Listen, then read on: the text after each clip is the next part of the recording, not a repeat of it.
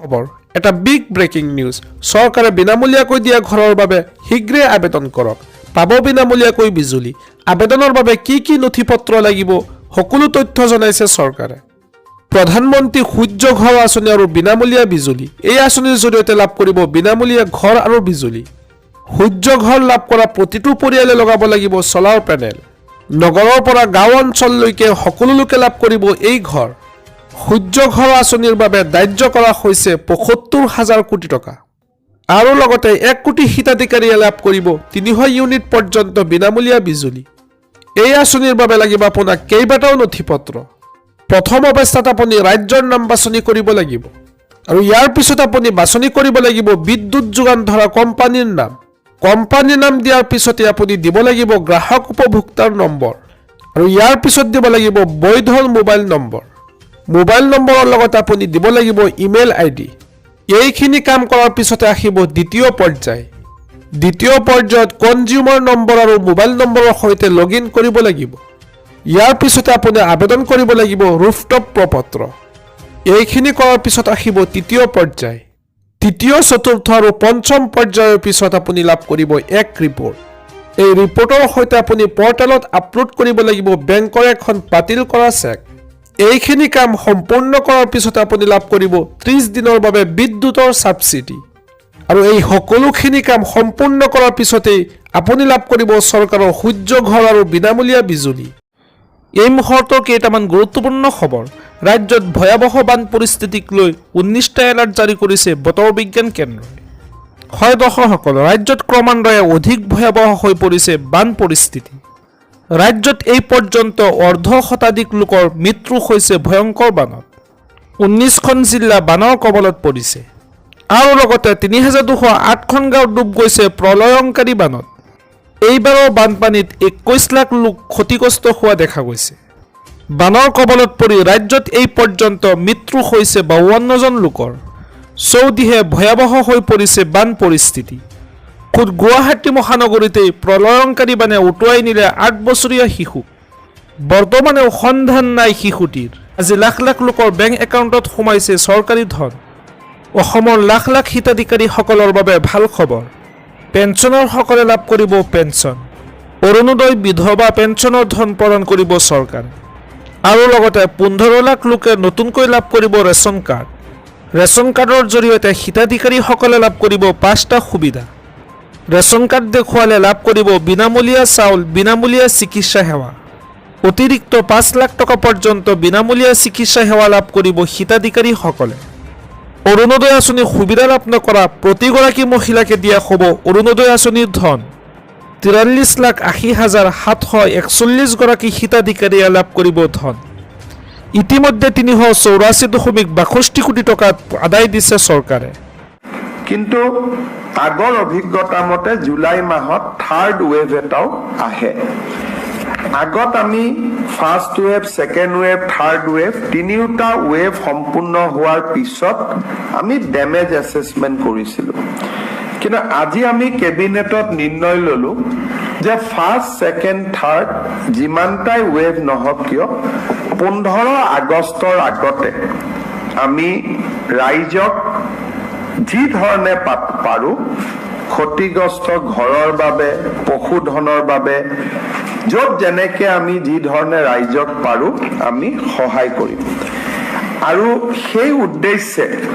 বিষয়াসকলক সচেতন কৰিবৰ বাবে সেন্সিটাইজ কৰিবৰ কাৰণে আমাৰ কেইবাজনো মন্ত্ৰী অহা কালিৰ পৰা বিভিন্ন জিলাত 3 দিনৰ কাৰণে বাহৰ কৰিব ডিব্ৰুগড় আৰু তিনিচুকীয়া জিলাত মন্ত্ৰী ৰঞ্জিত দাস অহা 3 দিনৰ কাৰণে তেওঁ বাহৰ পাতিব চৰাইদেউ জিলাত মন্ত্ৰী যোগেন মোহনে 3 দিন বাহৰ পাতিব সাৰ্কুল অফিচাৰ ডিসি সকলোৰ লগত ঘূৰি যাতে ডেমেজ ৰিপৰ্টিংটো খুব সোনকালে আহে পৰ্টেলত আপলোড হয় আমি যাতে তেওঁলোকক প্ৰয়োজনীয় সুবিধাখিনি দিব পাৰো তাৰ বাবে চেষ্টা কৰিব শিৱসাগৰত 3-4 দিনৰ এটা দীঘলীয়া কাৰ্যসূচী লৈ বৰাক উপত্যকালৈকে যাম যাতে তাৰো জনসাধাৰণক আমি 15 আগষ্টৰ আগতে সহায় কৰিব পাৰোঁ। মন্ত্ৰীসকলৰ উপৰিও মই নিজেও বান ক্ষতিগ্ৰস্ত জিলাখিনিত যাবৰ বাবে চেষ্টা কৰিম। অহাকালি মাজুলী আৰু পৰহি ডিব্ৰুগড় জিলা মই নিজেও ভ্ৰমণ কৰিম। মই আশা কৰোঁ যে ছেপ্টেম্বৰ অক্টোবৰ মাহত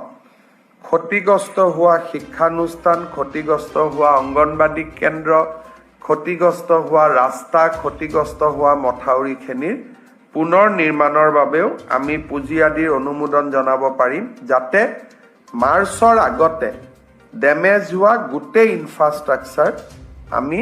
আগৰ ৰূপলৈ লৈ আহিব পাৰোঁ। আমাৰ ST/SC কাৰণে দিলে জেনেৰেলক কেতিয়া দিব? তেতিয়াহ'লে এই ছোৱালীখিনি বা ST/SC-খিনিয়ে প্ৰিভিলেজ ফিলেই নকৰিব কেতিয়াও যে সমাজে তেওঁলোকক গুৰুত্ব দিয়ে। সেইকাৰণে বাবা চাহেব আম্বেদকাৰ, ৰাম মনোহৰ লোহিয়াৰ দৰে মহিষীসকলে কৈ গৈছিল যে চৰকাৰে কিছুমান কাম অকল ST/SC আৰু মহিলাসকলৰ কাৰণে কৰিব লাগে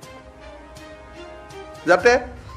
যুগৰ যিটো অন্যায় তাৰ অকণমান হ'লেও তেওঁলোকে ভাবে যে ক'ৰবাত অলপ অন্তত আমাক চৰকাৰে মৰমৰ দৃষ্টিৰে চাইছে।